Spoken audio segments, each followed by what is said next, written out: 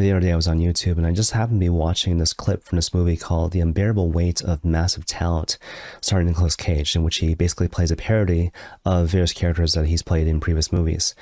And so basically in the context of the scene, Nicolas Cage is talking to another character in the film, and he's basically pressuring this guy to name his third favorite movie of all time. In response to which, the guy basically says to Nicolas Cage, "My third favorite movie of all time is Paddington 2. As a result of which, Nicolas Cage is shocked. And in response, the other character says, "Well, look, I cried throughout the whole film, and it basically wanted me to be a better man." And so what happens is that the two characters decide to watch the movie together. And so then the scene suddenly shifts. And so now you see Nick Cage basically crying during the end credits of Paddington 2, during which he basically says, Paddington 2 is incredible. And so given all that, I thought maybe kind of helpful to give a spoiler-filled reflection on Paddington 2, which I agree is completely incredible.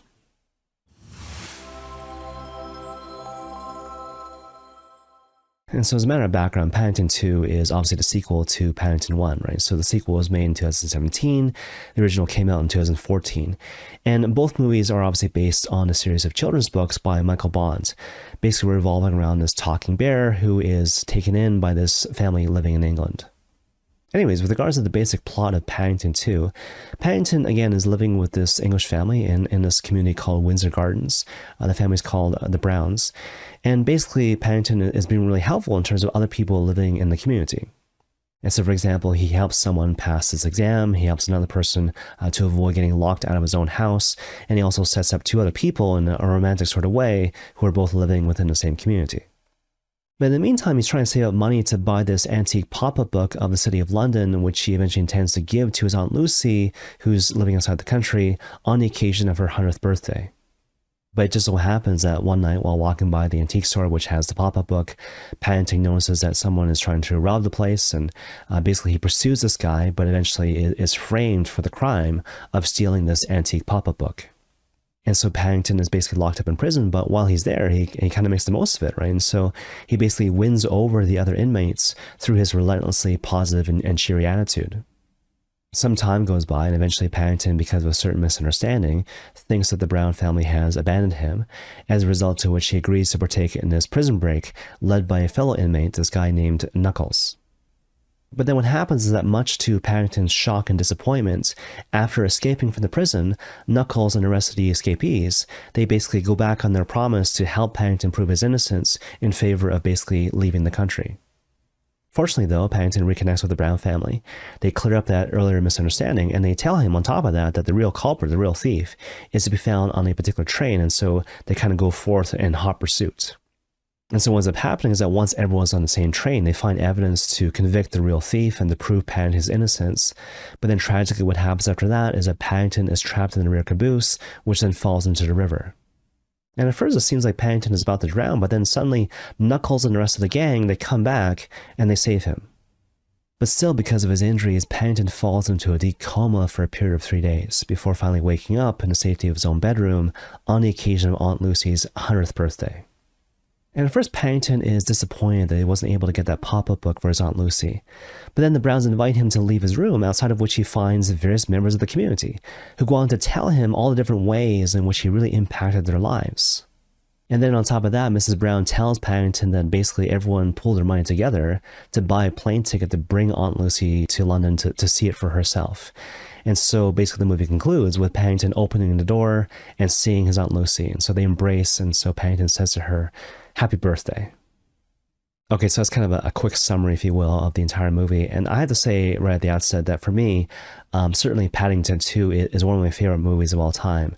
And for sure, I cried throughout the entire film, and it does make me want to be a better man. And I think one of the reasons in particular why I really love this film is because it really brings out strongly this theme of how we're called to cooperate with God's grace to bring about the grace of conversion in the midst of a messy and sinful world. And so just to kind of bring it back to the film, obviously one way that Paddington tries to bring people back to the light or to the good, however you want to frame it, is through the strength of his good witness and through his good example, right? So think about his efforts in the community or in the context of the prison. And so shades of John chapter 13, where the Lord says very famously, people shall know that you are my disciples based on the love that you have for one another, right? And so what he's doing here is that he's highlighting the importance of having a high degree of love, especially when it comes to matters of evangelization and giving witness to the Christian thing. But you see, what's interesting is that the movie actually takes it one step further. And in a certain sense, this is why I love the movie so much, right? And so basically it asks the question implicitly, what do you do if good witness is not enough? What do you do if you're being nice and kind and generous, but it's not enough to bring people away from the darkness and into the light? Well, in this particular situation, the solution, if you will, is to basically trust the Lord. And that's a solution that's put forth by the gospel time and time again in all sorts of different ways. Again, to trust in the Lord, and in particular, to trust that ultimately He is the author of conversion. And so even though it's true that without the Lord I can do nothing, the corresponding reality is also true. With the Lord, all things are possible. And again, this is precisely what you find up and down the gospel, right? And so think, for example, of the Gospel of Matthew chapter 18, where the Lord talks about how to deal with difficult people. And so first of all, he says that if you have a beef basically with someone, take it to them directly, right? So one-on-one conversation, then bring a witness to kind of verify things that have been said, and then take it to the church. And then what happens at the end? He basically says, well, look, if all that stuff doesn't work, then treat this person like a sinner and a tax collector. And at first glance, you might look at that and think like, what? Like, what does that mean, right? But Pope Francis actually has a really interesting commentary on this passage where he says that that particular step represents this idea of trusting the Lord, again, being the author of conversion.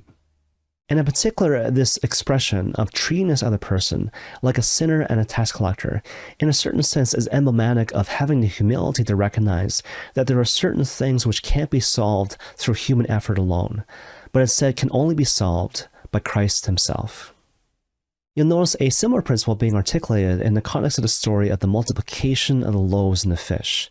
And so in the context of that particular story, what you'll notice is that an important prerequisite to Christ doing the miracle of feeding the 5,000 people is that He asks the disciples to give Him everything they have.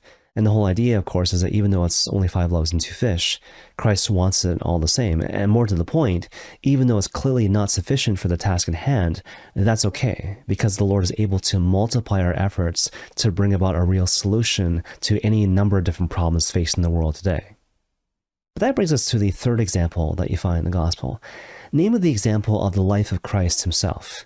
And so clearly, when you look at the gospel, many people are won over to the Christian thing simply through Christ's words and through the strength of His witness. So you think about people following Him in the aftermath of being healed, or you think about people like the 12 disciples. But then, of course, at the end of the story, what happens?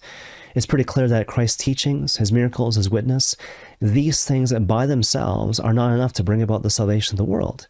And so therefore, He needs to die. He needs to suffer and die on the cross and then subsequently come back from the dead.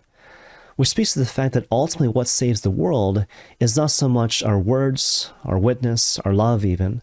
What brings about the salvation of the world is in fact the Paschal mystery, the suffering and death, resurrection and glorification of Christ, such that all of us might look back and say truly, by His wounds we are healed. And of course, that's precisely what you see in the context of the film. And so even though Paddington obviously achieves, again, great success through the power and strength of his witness, it's not enough. And so what ultimately needs to happen to win back Knuckles and people of his ilk is that Paddington actually needs to die. And of course, that's exactly what we see at the end of the film. And so Paddington effectively drowns, which of course is emblematic of baptism, right? The death of the old self and being reborn in the image of Christ. And then, of course, he's in a coma for 3 days, paralleling, of course, Christ being in the tomb for 3 days following his death on the cross. And that, of course, is followed by the resurrection and, funny enough, the ascension into heaven, where Paddington comes face to face, finally, with his Aunt Lucy, not unlike how Christ ascends into heaven to finally behold the face of his Father in heaven. And perhaps I might suggest that that particular detail in the film, again, this reunion between Paddington and his Aunt Lucy, which again is emblematic of the ascension into heaven, is really instructive in terms of capping off everything we've been talking about today.